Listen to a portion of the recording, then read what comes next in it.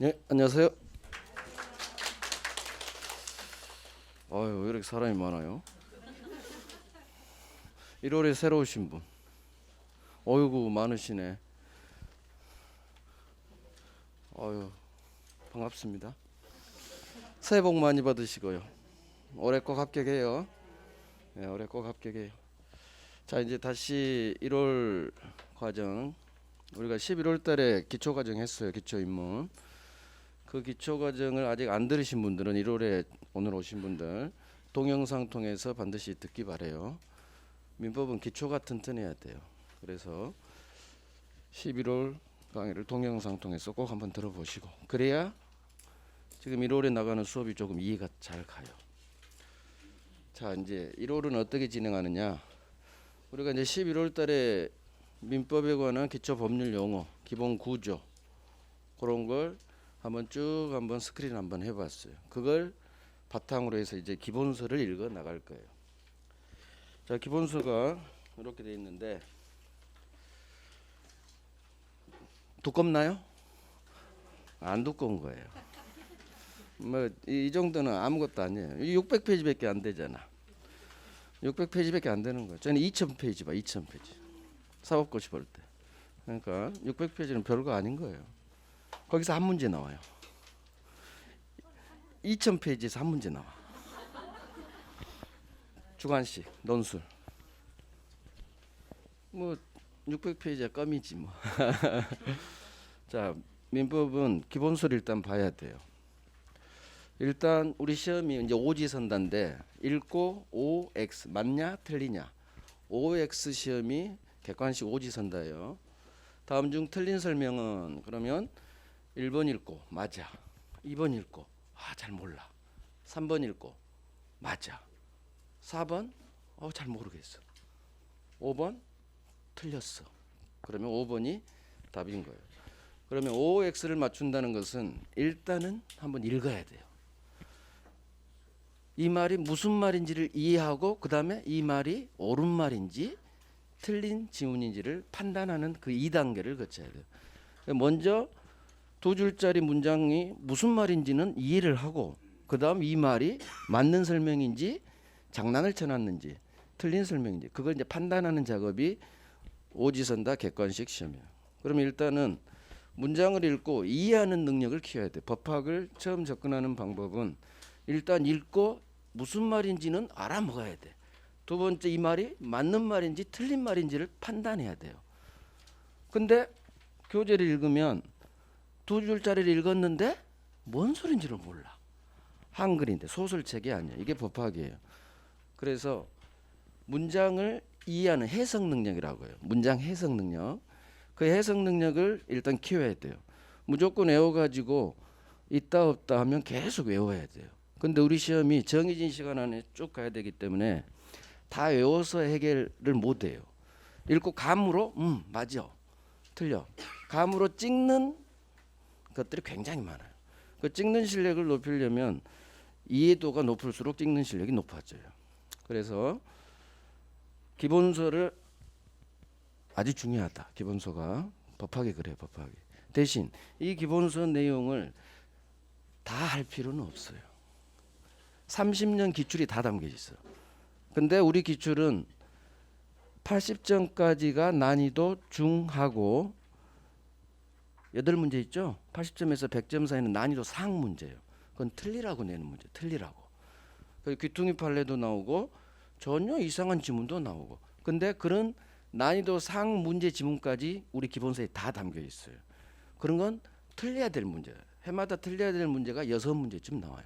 모든 과목이 그래요. 그러니까 이 기본서를 전체를 다 읽을 필요는 없어요. 그러면 뭘 읽어야 되느냐? 그건 제가 알려드려요. 그래서 제가 가리킨 강의한 파트 위주로 기본서를 읽는 거예요. 그러니까 전체 쭉 읽지 마시고 오늘 이제 4시간 수업을 할 텐데 제가 설명을 하고 그 다음 기본서를 저는 읽어드려요. 밑줄도 칠하고 가고 15cm 자 준비하시고 그래서 검정색 볼펜으로 일단 밑줄 치는 거예요. 그러니까 댁에 가셔서 제가 언급한 파트, 밑줄 친 파트 그 관련 파트를 읽어봐야 돼요. 그러니까 법 조문 반드시 법규를 읽어봐야 돼요. 그게 해석 능력을 키우는 거예요. 그래서 그런 식으로 복습하시면 되고 자, 이제 사설을 길었어요. 우리 시험이 이제 10월이잖아요. 뭐 1월에 새로 오신 분이 많아서 제가 좀 말이 좀 길어지네요. 장길에 있습니다. 어떻게 보면 짧은 시간이기도 한데 또 길어요. 아직 멀었죠, 10월. 너무 급하게 마음 잡수지 말란 얘기예요. 지금부터 막 외워야겠다. 그럴 필요 없어요. 어차피 외워도 까먹어요. 지금은 이해하는 과정이에요. 2차도 마찬가지죠. 2차 과목은 결국 외워야 돼요. 하지만 지금부터 막 외우려고 하지 말고 모든 법학은 2차 과목이 다 법이잖아요. 법은 일단 이해부터 시작하는 거예요. 이해부터. 그래서 그런 거야 그런 거야. 그러다가 나중에 점차 자꾸 보면 외워집니다. 그래서 외워지는 공부를 하세요. 자꾸 들으세요. 자꾸 듣는 게 최고의 공부. 그 다음에 소리 내어 뱉으세요. 11월 달에 OT에서 이 말을 했는데 소리 내어 뱉는 것 같이 좋은 공부 방법이 없어요. 그래서 자꾸 따라하세요. 눈으로 보는 공부하지 마시고. 도서관에서는 소리 내어 못 뱉으니까 쓰면서 공부하는 거예요. 한번 읽고 이걸 내가 한번 써봐요. 그러면 내게 돼요. 근데 눈으로만 보고 나가면 내게 안 돼요. 반드시 음미하는 시간을 가져야 돼. 2줄짜리 읽고 고개 들고 방금 읽은 내용을 머릿속에 생각하는 거, 되뇌이는 거예요. 머릿속 이렇게 생각하는 방법이 있고 쓰면서 되뇌이는 방법은 두 가지. 그다음 밖에서 소리 낼 수 있으면 소리 내버리세요. 그래서 초등학생들 일어나서 책 크게 읽게 하잖아요. 읽는 게 굉장히 좋은 공부 방법이에요. 그래서 앞으로 그런 식으로 공부를 하십니다. 자, 이제 시작합니다. 우리 다시 이제 민법 총칙으로. 민법 총칙. 이 정도 쓰면 되겠죠. 민법 총칙은 법률 행위를 배웁니다. 법률 행위. 법률 행위를 배우는 게 총칙이에요. 법률 행위. 법률 행위는 계약 같은 걸 말해요. 계약. 반드시 의사 표시가 있어야 돼요. 그래서 법률 행위 필수 요소 의사 표시. 그다음 계약을 내가 하지 않고 남을 시켜서 대신하게 해요. 그걸 대리제도 그래요. 대리제도. 그다음 계약은 유효, 효력을 발생해야 되는데 어떤 경우에는 아무런 효력이 발생하지 않아요. 무효. 그래서 법률행위에 무효 취소. 마지막으로 법률행위의 조건이나 기한을 붙여요. 법률행위의 조건, 단서를 달아요. 법률행위의 조건, 기한. 자, 이게 민법 총칙에서 배우는 목차예요. 법률행위, 필수요소, 의사표시, 대리제도, 무효취소, 조건기한. 그러면 기본서 한번 펴볼게요. 자, 법률행위를 배우기 전에 권리변동이라는 걸 살짝 배워요. 권리변동. 페이지가 30페이지네요. 페이지가 30페이지. 30페이지 펴보셨어요? 챕터 1. 챕터 1. 자, 법률행위 전 단계에서 살짝 배우는 게 권리 변동이. 법률 관계와 권리 변동 있죠. 30페이지. 그러면 여기서는 시험에 그렇게 잘 나오는 파트는 아니에요. 10년에 한 번 정도 나오는 파트 권리 변동. 자, 권리 변동은 간단히 한번 봅니다. 2번 보세요. 목차. 권리가 변동된다는 거. 자, 맨 오른쪽 있죠. 권리가 첫 번째 줄 맨 오른쪽. 권리가 발생하고 변경되고 소멸하는 모습 찾았어요? 네, 이게 권리 변동이에요. 권리가 변동되는 세 가지 모습. 소유권이라는 권리가 발생, 태어나고 변경되고 죽는 거, 소멸. 자, 내 입장, 권리 주체 입장에서 보면 소유권을 취득하고 상실하고 변경되는 모습. 득실 변경이라고요. 거기만 밑줄 딱 하는 거예요. 발생, 변경, 소멸 밑줄. 취득, 상실, 변경 밑줄. 득실, 변경 밑줄. 자, 그러면 이 세 가지 모습 중 취득의 모습이 간혹 10년에 한 번씩 시험에 나와요. 취득.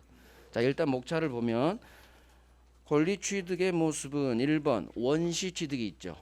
원시 취득이 있고 오른쪽 승계 취득이 있어요. 원시 취득, 승계 취득. 승계 취득은 다시 이전적 승계, 설정적 승계. 자, 기초 우리 11월 과정을 들으신 분들은 이전이란 말 소유권 이전된다. 그다음에 지상지역 전세 저당권을 설정한다. 설정이라는 단어를 들어 보셨을 거예요. 그죠?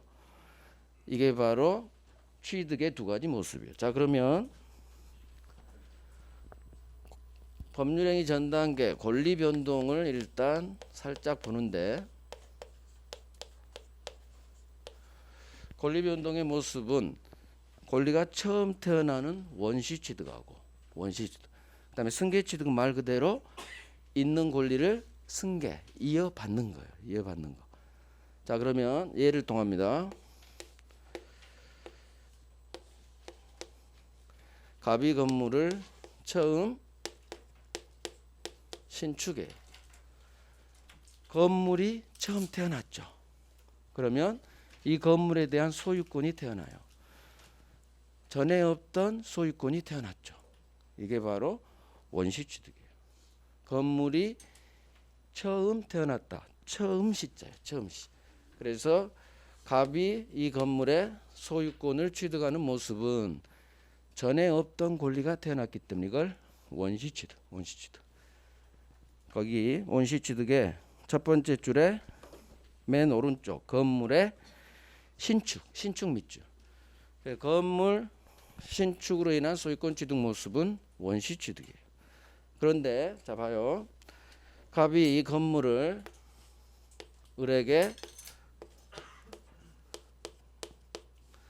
매매로 팝니다. 건물을 팔죠. 그러면 을에게 소유권 이전 등기를 하면 을은 소유권을 취득하게 돼요. 갑의 소유권이 을에게 넘어가요. 이걸 이전적 승계라고 해요. 이전적 승계. 갑의 소유권이 옮아가죠. 그게 이전이란 단어예요. 그러면 이전적 승계는 1번 특정 승계가 있고 2번 포괄 승계가 있죠. 특정 승계 첫 번째 줄 맨 오른쪽쯤에 매매가 있어요. 매매와 같이 콕 집어서 넘어간다. 특정 승계. 이전적 승계는 하나하나 이 건물 하나를 팔았죠. 따라서 콕 집어서 넘어갔다. 특정 승계. 이에 반해서 갑이 살다가 죽었어요. 그러면 상속이 개시됩니다. 갑 다시 상속인한테 상속이 개시된다는 얘기는 갑이 가지고 있는 모든 소유권이 쑥 넘어가요. 이걸 포괄승계 그래요. 그래서 소유권이 봐요. 갑의 모든 권리가 쑥 넘어간다. 상속인한테 포괄적으로 넘어간다. 포괄승계. 이에 반해서 매매와 같이 건물 하나가 콕 집어서 넘어간다. 특정승계예요. 그래서 포괄승계는 맨 오른쪽 봐요. 상속 있죠. 상속 밑줄. 그래서 이전적 승계는 하나하나 원인에 의해서 하나씩 넘어가는 특정 승계하고 상속이라는 원인에 있어서 아버지가 가지고 있는 모든 재산권, 건물 열채의 소유권이 쑥 포괄적으로 넘어가요. 이걸 포괄승계 그래요. 포괄승계. 그래서 상속인을 포괄승계인이라고 하고 매수인을 특정 승계인이라고 해요. 사람 인자를 붙이면 돼요.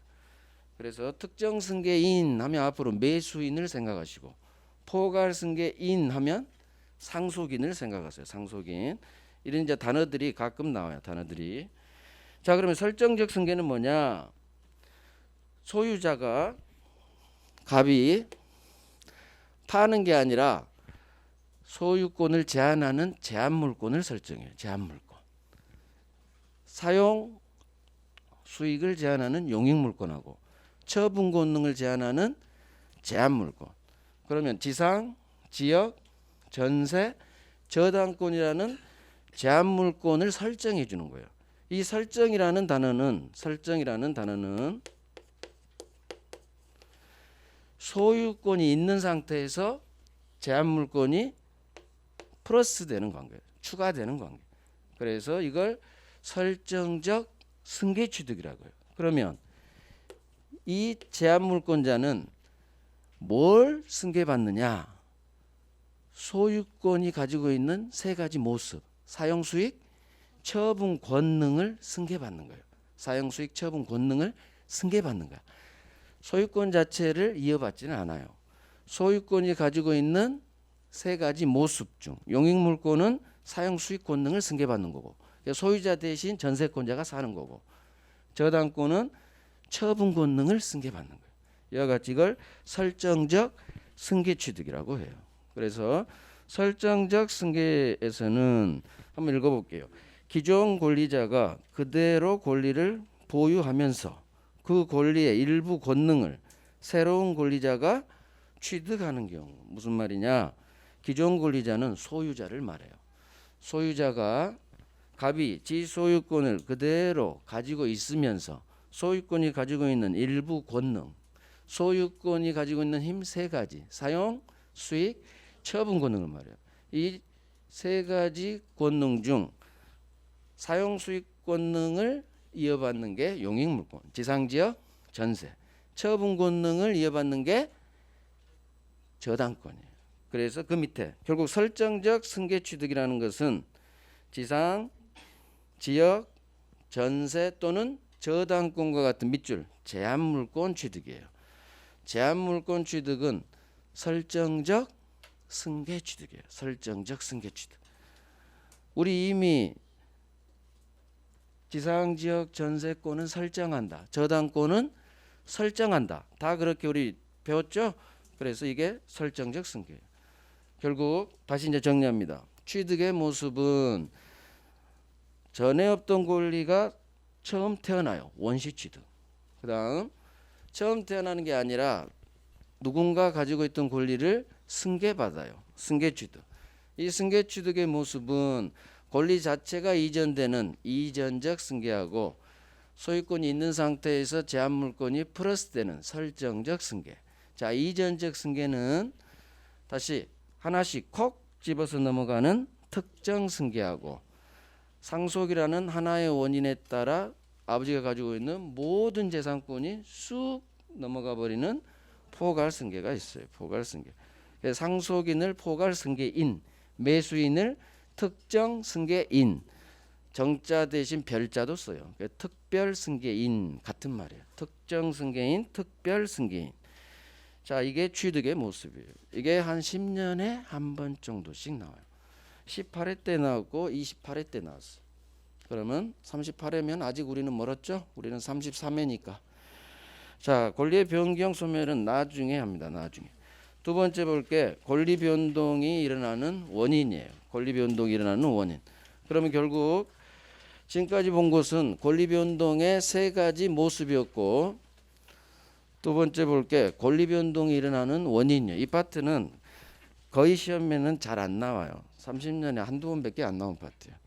그래서 빨리 법률행위로 가야 돼요. 자, 권리 변동이 일어나는 원인은 하나는 내가 원한 대로 법률행위, 하나는 내 의사와는 상관없이 법이 정한 대로. 그래서 보세요. 권리 변동이 일어나는 원인 1번 법률 요건에 2번을 봐요. 자, 권리 변동이 일어나는 원인, 이걸 일단 1번 봐야겠네요. 권리 괄호 권리 변동이 일어나는 원인이 있겠죠. 소유권 취득의 원인 생각하세요. 권리 변동의 원인을 법률 요건이라고 해요. 자, 법률 요건이란 자체는 이 말은 시험에 안 나와요. 2번이 중요하죠. 자, 그러면 권리 변동이 일어나는 원인 하나는 당사자의 의사대로 법률 효과가 발생하는 법률 행위하고, 자, 법률 행위 밑줄, 법률 행위 밑줄. 하나는 내 의사와는 무관하게 법이 정한 효과, 이게 법률 규정이에요. 그래서 모든 권리 변동의 원인은 둘 중 하나예요. 하나는 내가 계약했죠. 계약해서 소유권 취득했습니다. 법률행위. 계약이 법률행위예요. 하나는 법률행위 아니에요. 나는 가만히 있었는데 아버지가 돌아가시니까 법이 상속을 시켜버려요. 이게 법률 규정이에요. 그래서 권리 변동이 일어나는 원인은 하나는 내가 원한 대로 그래서 의사 표시가 필수인 거예요. 법률행위가 되려면 내가 원한 대로 내 의사대로 법률행위. 그래서 법률행위 법률 규정. 여기서 이것만 보면 돼요. 오른쪽 법률 사실은 거의 나오지 않아요. 시험. 나중에 이제 준 법률행위 개념 이것만 나중에 관련 파트에서 하면 돼요. 지금 굳이 여기서 시간 허비할 필요 없어요. 자, 법률행위 바로 갑니다. 이제 법률행위. 자, 이제 민법 총칙은 법률행위 여기서부터 시작되는 거예요. 여기서부터. 자, 그러면 권리 변동은 잘 나오지 않으니까 복습 대상은 하지 마시고 나중에 이제 5월 달에 또 살짝 정리하면 돼요. 그다음에 방금 얘기했던 뭐 특정 승계 포괄성 그건 앞으로 가면서 종종 들어요. 이제 법률행위부터 시작합니다. 법률행위는 첫 번째 법률행위의 종류를 봐야 돼요. 두 번째 법률행위의 요건. 세 번째 법률행위의 목적. 마지막이 법률행위의 해석. 자, 그러면 법률행위 파트에서는 두 문제, 평균 두 문제 정도 나오는데 가장 중요한 건 법률행위의 목적입니다. 법률행위 목적. 종류, 요건, 목적, 해석. 그중 법률행위 목적이 이제 가장 중요해요. 자, 종류는 자, 교재 한번 볼게요. 36페이지 법률행위 챕터 2에서 법률행위 목적이 있는데 자, 법률행위 의의 1번 한번 봅니다. 법률행위란 맨 오른쪽으로 가요. 의사표시를 필수 불가결의 요소로 하는 법률 요건이다. 자, 법률 요건이란 말은 중요하지 않아요. 뭐가 중요하다? 법률행위가 되려면 반드시 의사표시가 있어야 돼요. 법률행위가 되려면 반드시 의사표시가 있어라. 따라서 2번 의사표시가 없다면 법률행위는 성립할 수가 존재할 수 없어. 그 말이에요. 그래서 법률행위가 되려면 반드시 의사표시가 있어야 돼. 그러면 두 번째 법률행위의 종류. 법률행위의 종류는 자, 기초 11월 달에 많이 했기 때문에 지금 이제 책 확인하는 선에 갈 거예요. 자, 의사표시 개수에 따라 의사표시 하나만으로 바로 법률행위가 되는 놈이 있고 의사표시가 하나만으로는 안 되고 두 개가 필요한 경우가 있어요. 의사표시 하나만으로 바로 법률행위가 된다. 1번 단독행위. 홀로 단자예요. 홀로 단. 그래서 의사표시 하나만으로 바로 법률행위가 됩니다. 단독행위. 오른쪽 2번 계약이라는 것은 청약이라는 의사표시와 승낙이라는 의사표시 두 개가 반드시 있어야 돼요. 그래서 두 개, 의사표시 두 개, 그것만 밑줄 하면 돼요. 그러면 단독행위는 의사표시 하나만으로 바로 법률행위가 되죠. 의사표시 하나만으로. 그래서 상대방의 동의가 필요 없어요. 이런 걸 형성권 그래요. 그래서 보시면 1번에 1번 의사표시 하나만으로 바로 성립하는 게 단독행위 개념이고 2번에 동그라미 2번 보면 단독행위는 의사표시 하나만으로 바로 법률행위가 된다는 얘기는 법률 효과가 발생한다는 거예요. 그죠? 법률행위를 하면 권리가 변동이 일어나거든요. 법률 효과. 따라서 형성권 밑줄 형성권. 형성권의 개념이 뭐냐? 그 오른쪽이 형성권의 개념이에요. 당사자의 일방적 의사표시만 있으면 바로 법률 효과가 발생해요. 일방의를 적으로 바꾸는 게 더 좋아요. 일방적 의사표시만 있으면 바로 법률 효과가 발생한다. 일방적 의사표시. 이게 형성권의 개념이에요. 따라서 상대방의 동의가 필요 없어요. 취소합니다 하면 바로 취소 효과가 발생해요. 상대방이 취소에 동의를 해줄 그런 거 필요 없다는 얘기예요. 자, 그래서 그러면 의사표시 하나만으로 바로 법률행위가 되는 게 단독행위인데 단독행위는 다시 나 홀로 할 수 있는 게 있고 반드시 상대방에게 쏘아야 되는 게 있어요. 이게 바로 상대방이 있는 단독행위하고 상대방이 없는 단독행위. 그러면 우리 시험은 뭐가 나오느냐? 다음 중 성질이 다른 것은 해가지고 4개는 상대방이 있는 놈, 하나는 상대방이 없는 놈, 이런 식으로 구별하는 걸 시험에 내요. 그래서 상대방이 있는 놈은 각 내용에 있는 걸 외우는 게 아니라 까꿀로 가는 겁니다. 자, 취소합니다. 두 번째 맨 오른쪽 봐봐요. 취소합니다 있죠. 일단 취소합니다는 의사표시. 취소합니다 의사표시. 의사표시 하나만으로 바로 법률행위가 되죠. 단독행위. 나 홀로 취소해요. 내 계약 상대방에게 해요. 상대방에게 해요. 상대방에. 그래서 상대방 있는 단독행위. 자, 취소 밑줄. 왼쪽으로 와서 해제 밑줄. 해제합니다도 의사표시. 상대방에게 합니다. 내 계약 상대방에게 계약을 해제하는 거예요. 다음 취소합니다. 해제합니다. 자, 추인 밑줄. 추인 의사표시예요. 추인은 무효를 우리 유효로 만들어 버립시다. 이게 추인이에요. 이미 우리 11월에 한번 들었죠. 자, 맨 오른쪽 철회합니다. 이것도 의사표시. 의사표시 하나만으로 바로 철회의 효과가 발생해요. 철회는 무효가 되는 거예요. 날아가는 거예요. 그래서 취소하고 좀 비슷해요. 그럼 결국 정리하면 취소합니다. 해제합니다. 추인합니다. 철회합니다. 이거 다 의사표시. 그런데 이 의사표시 하나로 바로 법률 효과가 발생해요. 법률 행위가 됐다는 얘기지. 나 홀로 하면 안 돼요. 반드시 내 상대방에게 취소, 해제, 추인, 철회. 그래서 상대방이 있는 단독행위에 해당돼요. 오늘은 여기까지 하고 오른쪽. 그러면 상대방이 없는 나 홀로 하는 게 뭐가 있느냐. 두 번째 줄. 소유권 포기예요. 소유권 포기. 소유권을 포기한다는 거. 포기합니다. 이거 의사표시. 지금 우리 의사표시 배우고 있어요. 의사표시가 있어야 법률행위가 되니까. 그래서 포기합니다. 의사표시. 그러면 소유권 포기는 뭘 포기하느냐에 따라 상대방이 있는 놈이 있고 상대방이 없는 놈이 있어요. 뭘 포기하느냐에 따라. 그러면 여기는 뭘 포기했어요? 소유권을 포기했죠. 소유권 포기는 내 물건 길 가다가 내가 버려버리면 돼요. 옷, 의류 수거함에 그냥 버리면 돼요. 즉 상대방이 있다 없다? 없어요. 소유권은 그냥 버리면 된다. 그래서 상대방이 없는 단독행위에 속하는 거예요. 그래서 옷을 그냥 아파트 1층 의류 수거함에 그냥 버리면 되지. 만약 상대방에게 포기하면 이건 증여가 돼요. 상대방이 고마워 해버리면 증여 계약이 돼. 그래서 소유권 포기는 그냥 버리면 된다. 따라서 상대방 없다. 이렇게 훈련하세요. 밑줄만 해요. 그러면 왼쪽 상대방이 있는 단독행위 아직 제가 읽어드리지 않은 게 몇 개 되죠. 이건 이제 나중에 한 바퀴 돌면 자연스럽게 알게 돼요. 일단 상대방이 있는 단독행위 거기 1번 왼쪽 동그라미 1번 거기에 별 3개 하세요. 결국 확인해야 돼요.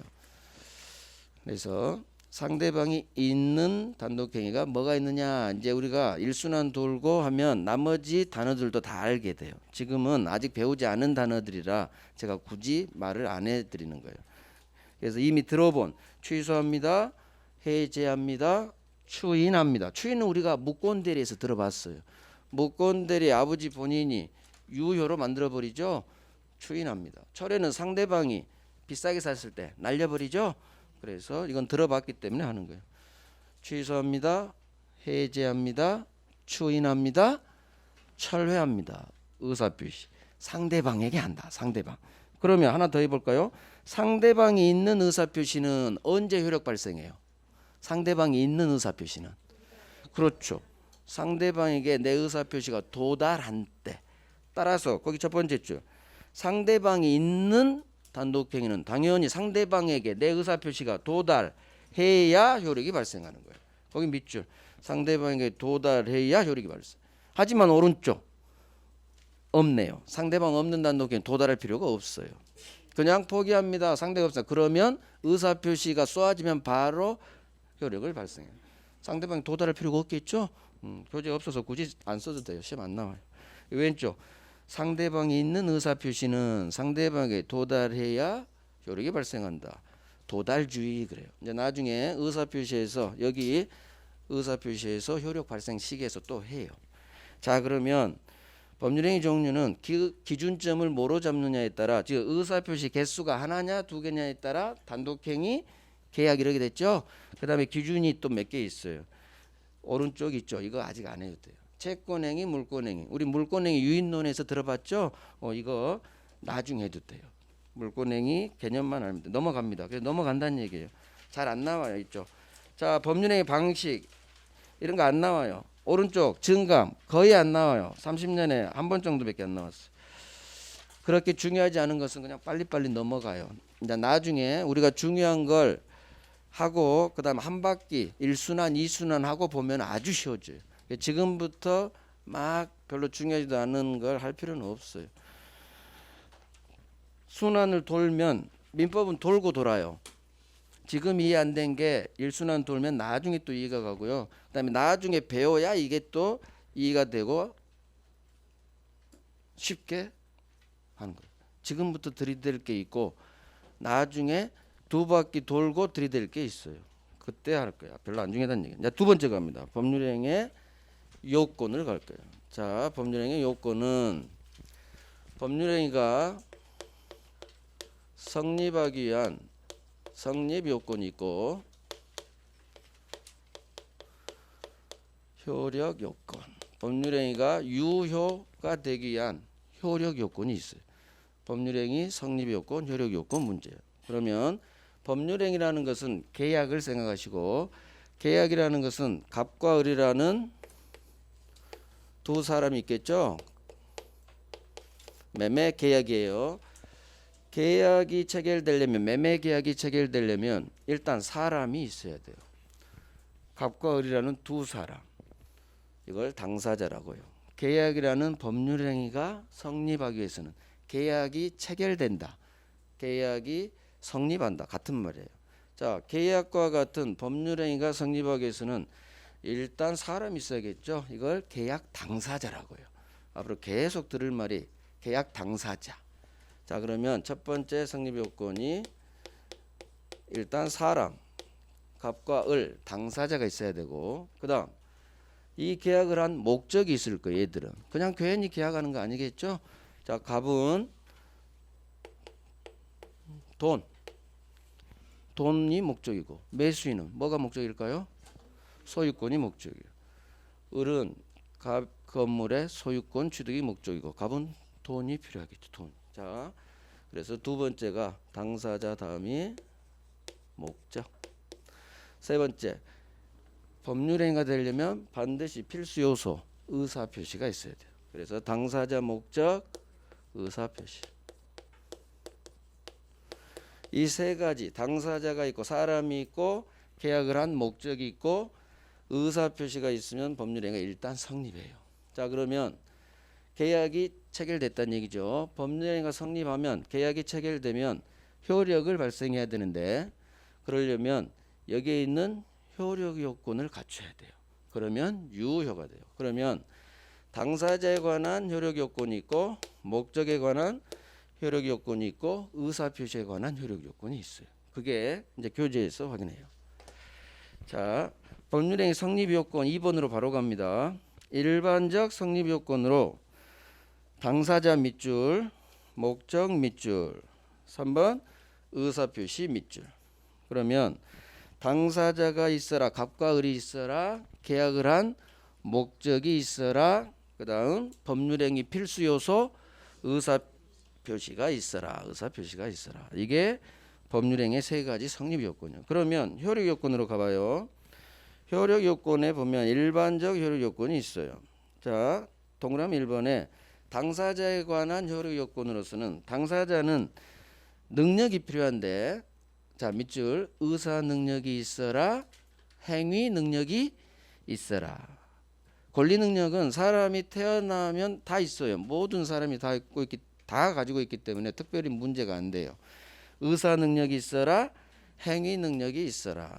이게 당사자에 관한 효력 요건이에요. 그러면 의사 능력도 있고 행위 능력도 있으면 그 법률행위는 효력을 발생한다 얘기예요. 자, 그런 두 번째 목적에 관한 요건 일단 읽을 거예요. 3번까지. 목적에 관한 효력 요건은 법률행위 목적은 확정할 수 있어야 되고 실현 가능해야 되고, 그다음 적법해야 되고, 사회적 타당성이 있어야 돼요. 다 들어본 소리죠?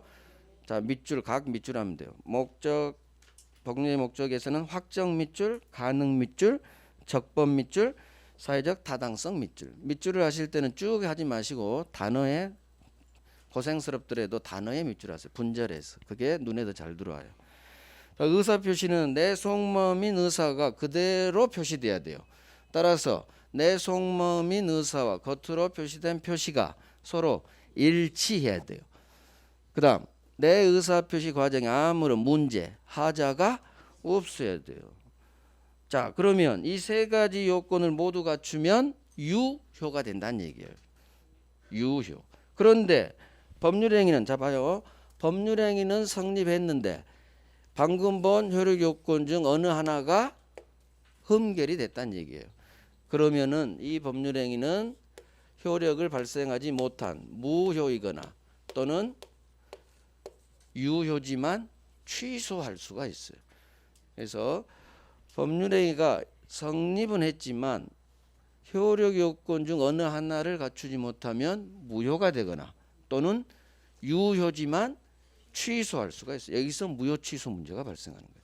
그러면 이제 각 파트별로 어떤 경우에는 무효가 되고 어떤 경우에는 취소할 수 있고 그게 이제 나온다는 얘기죠. 그러면 당사자에 관한 요건으로서는 의사 능력이 있고 행위 능력이 있어야 되는데 의사 능력이란 게 뭐냐? 그게 오른쪽 넓혀보기에 있어요. 자, 넓혀보기에 박스에 당사자의 능력에서 권리 능력, 의사 능력, 행위 능력이 있죠. 자, 권리 능력은 시험에 절대 나오지 않아요. 자, 의사 능력은 판단할 수 있는 능력이에요.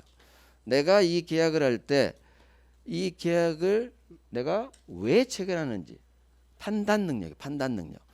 자, 그러면 판단 능력이 떨어지는 사람이 있겠죠.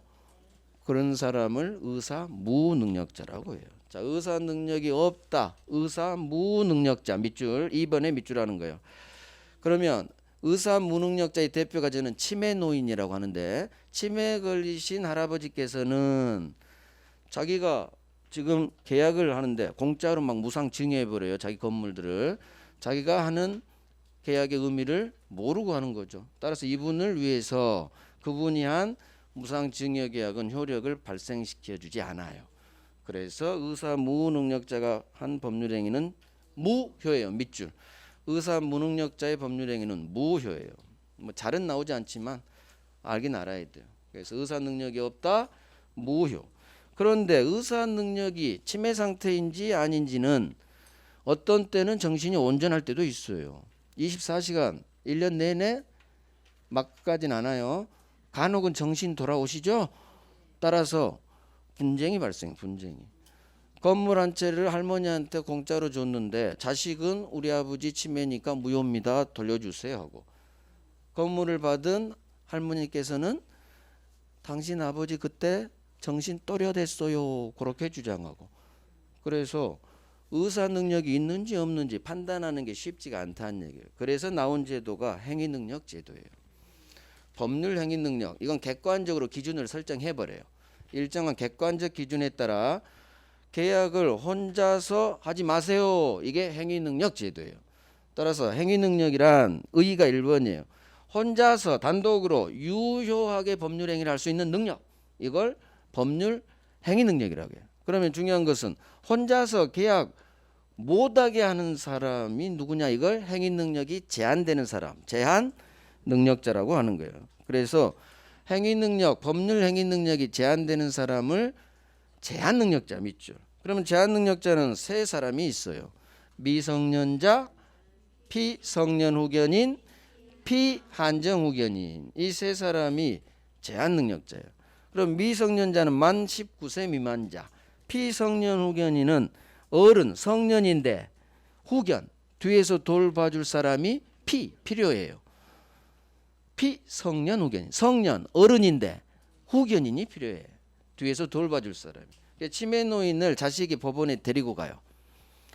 판사님 우리 아버지 성년 후견 개시 선고 판결 좀 때려주세요. 그러면 성년 어른인데 후견이 시작돼요. 성년 후견 개시 선고를 받은 사람이 피성년 후견이. 자, 그러면 피한정 후견인은 이분보다는 그래도 정신이 좀 더 있어요. 그래서 한정적으로만 돌봐줄 사람이 필요해. 일부 파트만. 그래서 한정이 들어가요. 마찬가지 맛은 같지만 덜 갔어요. 덜. 그래서 한정적인 영역에서만 도와주세요. 피한정 후견. 이 사람은 한정 후견 개시 판결을 받으면 피한정 후견이 돼요. 그러면 이 세 사람 미성년자 만 19살 미만자, 미성년자, 피성년 후견인, 피한정 후견인, 이 제한 능력자가 법정 대리인 동의 없이 계약해버렸다. 문제 발생한 거죠. 혼자서 계약하면 안 되거든요. 17살짜리는 혼자서 계약 못해요. 부모 동의서 첨부해야 돼요. 부모 동의서가 있어야 계약이 온전하게 효력을 발생해요. 근데 17살짜리 미성년자가 부모 동의 없이 계약을 했다. 법률행위했다. 이거 일단은 유효입니다. 일단 유효. 밑에 제한능력자 법률행위. 자, 밑줄. 일단은 유효. 하지만 취소할 수 있게 해요.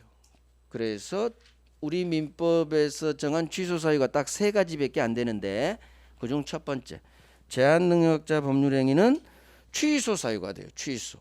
조금 전에 의사 능력이 없으면 무효였죠. 의사 무능력자는 무효지만 제한 능력자 법률행위는 취소예요. 취소.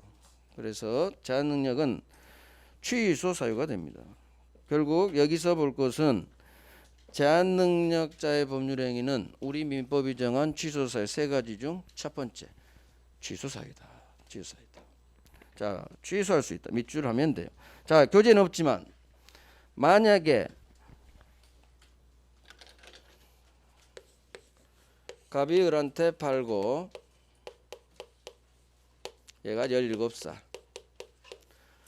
그러면 일단은 유효지만 이 계약을 17살짜리도 취소권을 줍니다. 그래서 얘가 취소합니다. 의사표시 쏴버리면 처음부터 5월 1일 날 계약하면 취소는 7월 1일 날 했지만 처음부터 소급 무효로 날아가 버려요. 2달 전 계약한 대로 거슬러 올라가서 소급 무효. 이게 취소 효과인데, 자, 을이 그 사이에 벌써 병한테 팔았어요. 매매 계약의 당사자 갑을 계약 당사자로부터 새로 거래한 놈 제 3자라고 해요. 그래서 3자는 앞으로 병부터가 3자예요.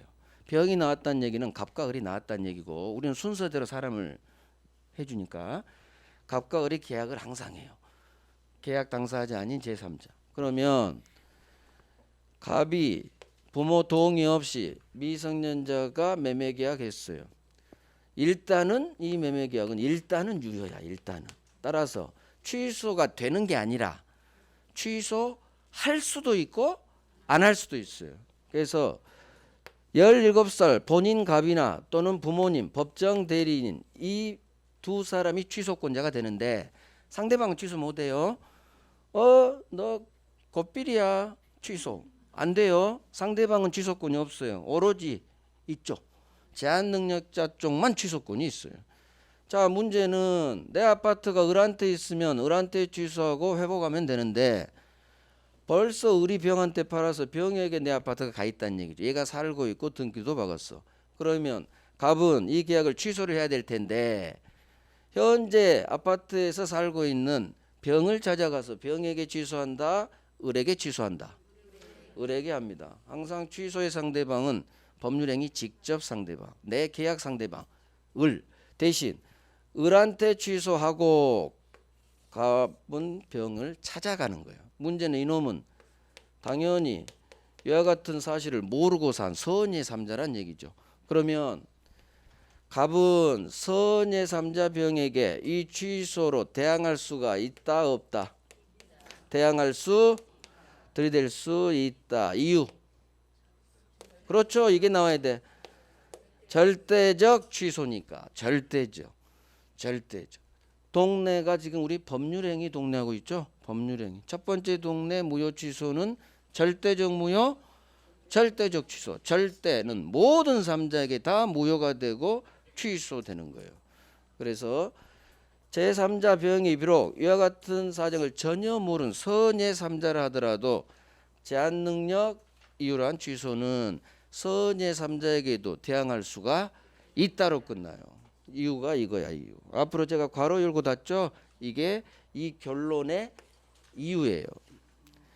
이유를 통해서 결론을 앞으로 계속 훈련할 거예요. 절대적 취소라 그래요. 내용은 없죠. 나중에 이제 그 취소 이쪽에 있어요. 그때 또 하면 돼요. 내용이 없더라고. 자, 그러면 여기서 하나만 더 볼게요. 법률행위가 성립했어요.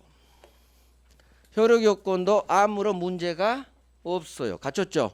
그러면 이 법률행위는 유효가 된다는 얘기예요. 그런데 법률행위는 성립했지만 효력 요건, 당사자 목적 의사표시 여기에 관한 효력 요건 연 하나가 펑크가 났어요. 그러면 무효이거나 또는이에요. 무효이거나 취소할 수 있는 법률행위가 돼요. 그러면 여기서 하나 더. 만약 계약 자체가 법률행위 자체가 성립조차 안 했다면 여기서 X 나버린 거예요. 그러면 성립조차 안 했죠. 이걸 불성립이라고 해요. 성립조차 안 하면 무효 취소 문제로는 절대 가지 못해요.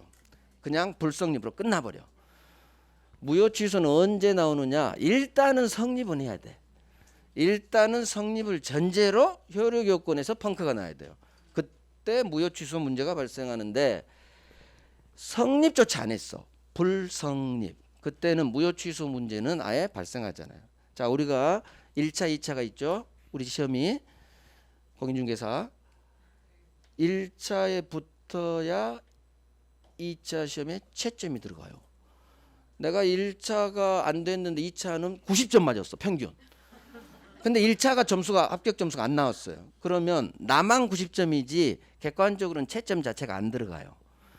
내 가채점 결과 90점이지. 채점은 1차 합격생을 대상으로 2차 돌리는 거예요. 기계로. 그래서 1차가 안 되면 2차로 못 가죠. 똑같아요.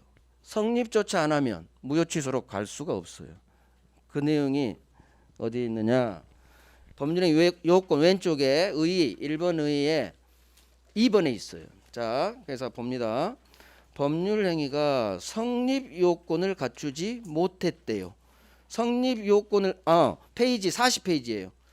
페이지 40페이지 법률행위 요건의 1번 의의 양가로 2번. 양가로 2번. 왼쪽. 법률행위가 성립 요건을 갖추지 못했대. 그럼 성립 안 했겠죠? 자, 밑에 부존재라고 돼 있죠. 이게 불성립이라고 적었어요. 왼쪽으로. 불성립으로 나 우리 시험은. 법률행위가 성립조차 안 했다. 불성립. 그러면 여기서 끝나버려요. 성립조차 안 한 불성립의 경우에는 여기서 끝. 더 이상 못 가. 어디로 못 가느냐? 무효 취소 문제는 발생하지 않는다. 유효든 무효든 취소 문제는 절대 논할 수 없다. 이게 발생하지 않는다요. 따라서 무효 규정, 취소 규정 아무것도 적용되지 않아요. 이것까지 시험에 나와요. 그래서 법률행위가 성립조차 안 했다면 여기서 끝. 여기서 끝. 무효 취소 문제는 발생하지 않는다. 따라서 무효 규정, 취소 규정 적용되지 않는다 하면 맞는 지문이 된다는 얘기예요. 밑줄만 하세요. 밑줄만 하세요. 자, 여기까지 우리가 했어요. 그러면 법률행위 종료하고 요건 받고 우리 10분간 쉬고 이제 가장 중요한 목적 파트 갈게요.